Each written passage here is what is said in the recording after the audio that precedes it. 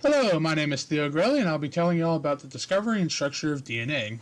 In 1953, James Watson and Francis Crick were credited for finding the structure of DNA. Watson and Crick were not able to find the structure of DNA alone. Years of research by many scientists had gone into determining DNA structure. For example, Erwin Chargaff discovered the equal pairing of the bases in DNA. Rosalind Franklin, along with Maurice Wilkins, discovered that DNA was helical, but it was Watson and Crick who put all the information together and published the complete structure of DNA. Now that we know who discovered the structure of DNA, what is it made for? DNA stands for deoxyribonucleic acid and is essentially made up of three types of molecules.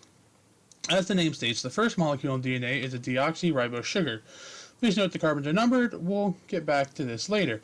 Another part is the nucleic bases: adenine, guanine, cytosine, and thymine. Adenine and guanine are purines, and cytosine and thymine are pyrimidines. These bases pair up with adenine and thymine and guanine with cytosine.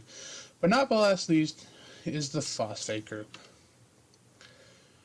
So, do you remember how the carbons were numbered? 1, 2, 3, 4, and 5? Well, that's extremely important when it comes to combining the base molecules to form the full structure of DNA. The main building blocks of DNA consist of one nucleic base, a deoxyribose sugar, and a phosphate.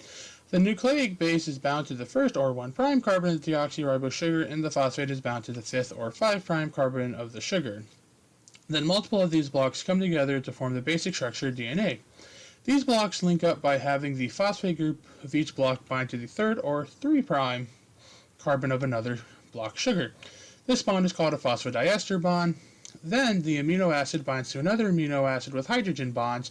This binding of amino bases isn't random. Adenine will only bind with thymine and guanine will only bind with cytosine.